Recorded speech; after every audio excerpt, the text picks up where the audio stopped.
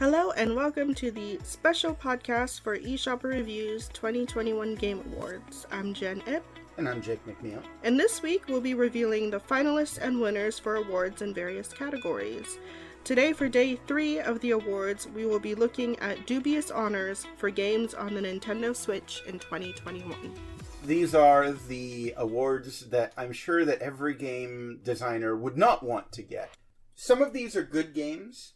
Some of these are horrible games, but all of them have serious issues that need to be addressed, that should have been addressed before they were released.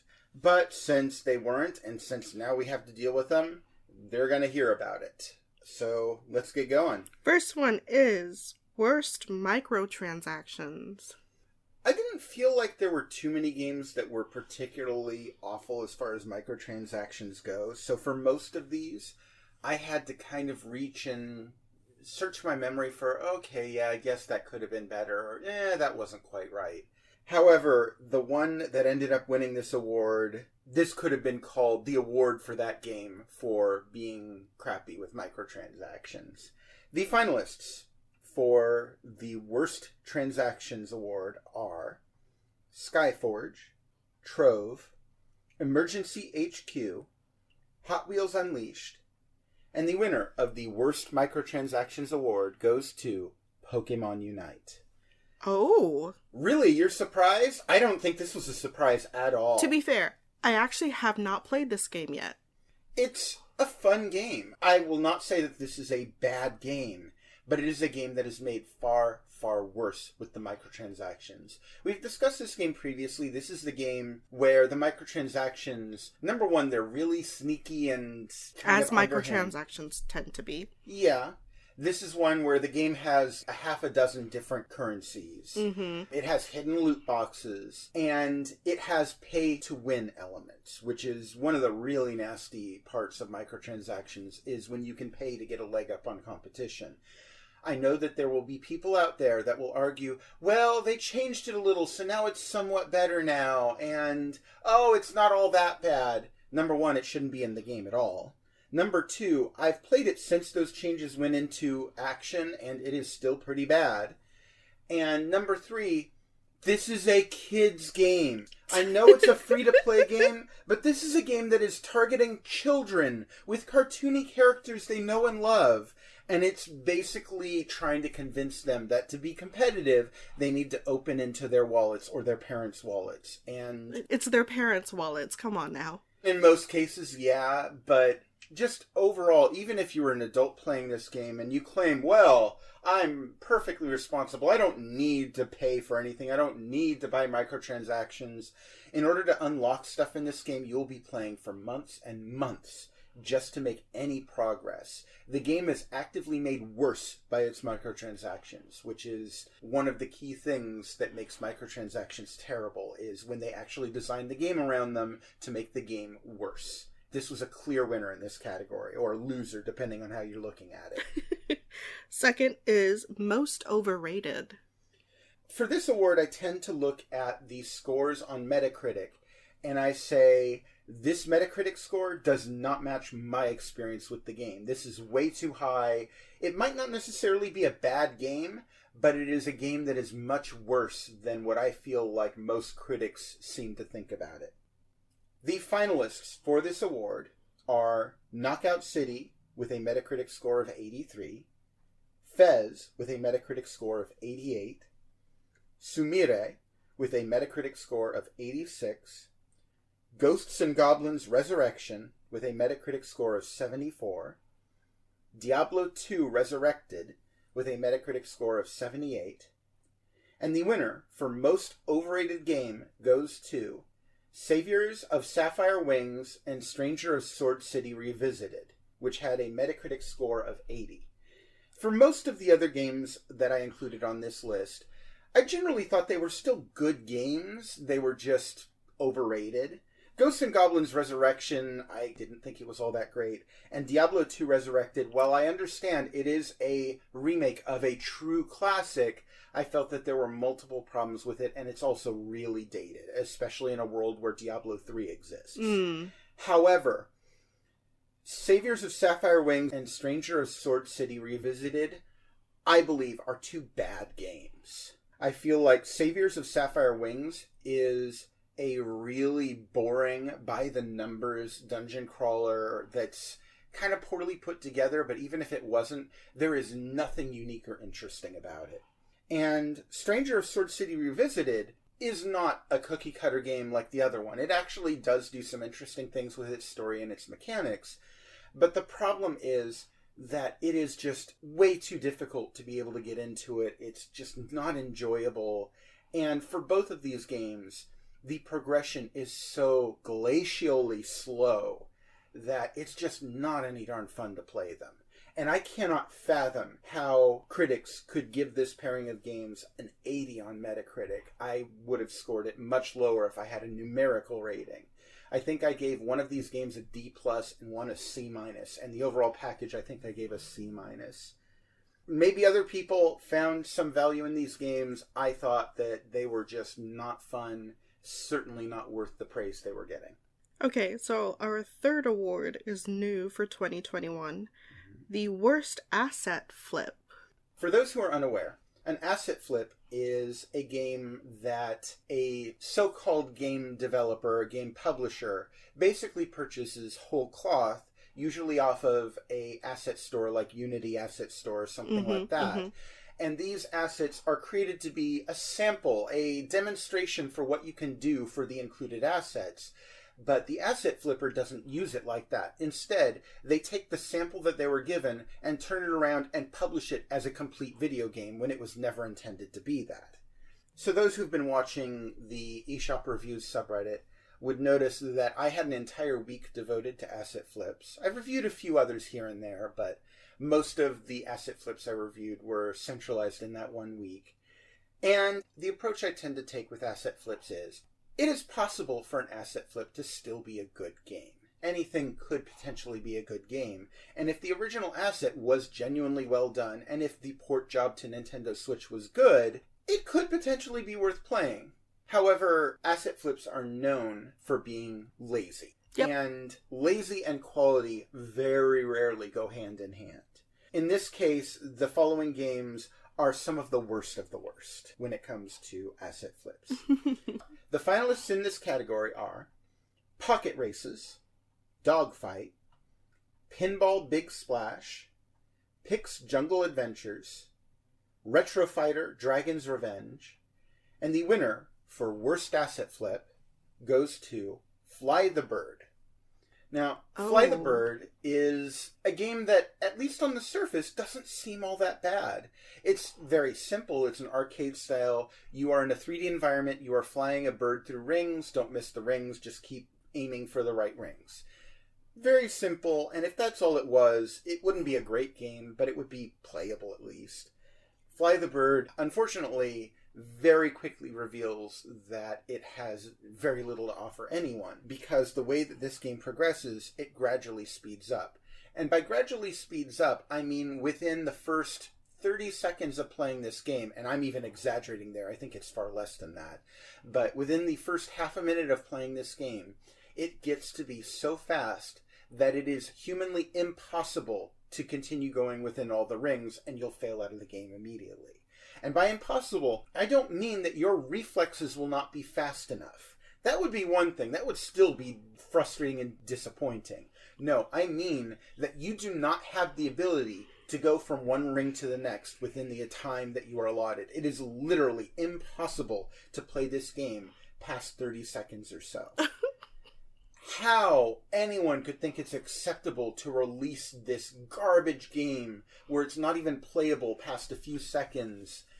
You know, there was a while where I was considering giving this award to the runner-up Retro Fighter Dragon's Revenge because it is just so poorly constructed, it is so lazy and so buggy. But at the very least, I could picture someone getting some fraction of fun or amusement out of Retro Fighter. I can't imagine anyone playing Fly the Bird for more than a few minutes before throwing their hands up and never coming back to it. Do not waste your money on this game. Or frankly, don't waste your money on any of the games in this list, but specifically do not buy Fly the Bird. So, our next award is Laziest Copycat. The Laziest Copycat Award I give to games where they are clearly just copying the formula some other game laid out for them, and they're not doing anything especially original or interesting to add to that formula. These games are not necessarily bad games, but they're contributing almost nothing to the video game medium by existing. The finalists for this award are Travel Mosaic 7 Fantastic Berlin, Picross S Genesis and Master System Edition, Picross S6, Space Blast Zom A Matching Game, Pix Jungle Adventures, and the winner for Laziest Copycat goes to Soundwaves. To give you an idea, I actually think Soundwaves is a genuinely good game. Mm-hmm. This is a fun game. It is really clever and creative with the way that it mixes sound and visuals. The basic premise is that you're going through these top-down, character-driven puzzles, but you cannot see anything unless it is making sound, and anything that makes sounds projects sound waves that reveal the environment. It's a really clever idea, or at least it would be if it was actually original. However, this game steals virtually everything that it does, from its presentation to its gameplay, from a PC game called Dark Echo. Ooh. Now, I don't think that it actually steals. I don't think that it's actually committing a crime or that it takes any assets from that other game. However, it's pretty clear that everything about this game, the designer's sole mission was, I'm going to do what that game is doing. On the one hand, it's nice to be able to play that on the Nintendo Switch, but on the other hand, this is a game that's not even copying a major video game in the industry. This is kind of stealing a lot of the creativity of another indie developer. And indie developers already have a hard enough time getting a foothold in the industry. The last thing they need is some other low-effort copycat doing everything they do without adding anything into it. So, yeah, Soundwaves is my laziest copycat for 2021. All right. The next award is Worst Port/Remake. Again, the games in this list are not necessarily bad games. In fact, if you get them on another platform, some of these games are fantastic. But you probably want to get them on another platform because the Nintendo Switch version has problems. Ooh.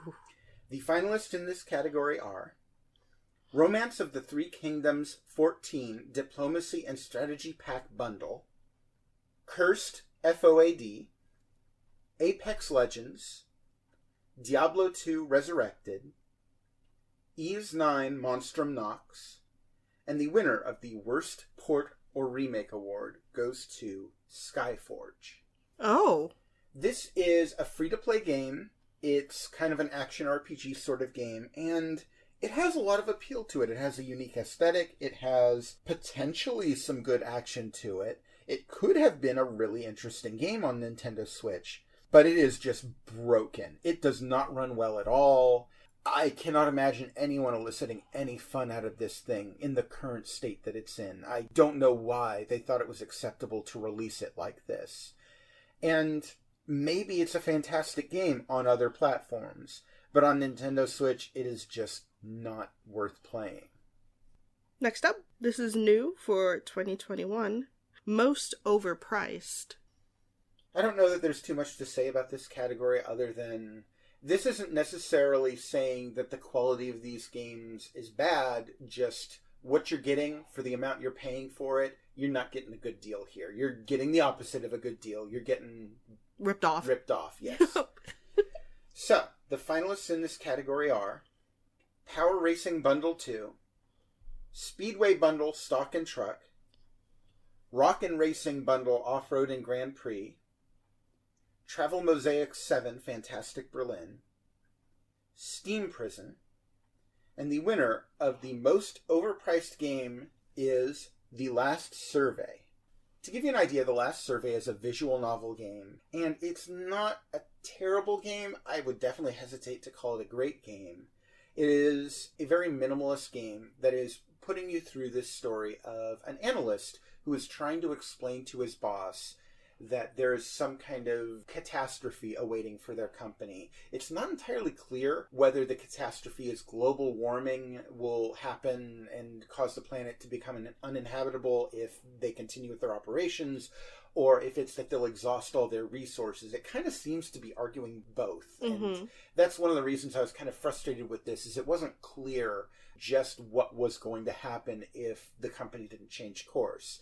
But it really doesn't much matter, because the premise of the game is that the player character is trying to explain this situation to a CEO who is absolutely uninterested in doing anything to avert this catastrophe.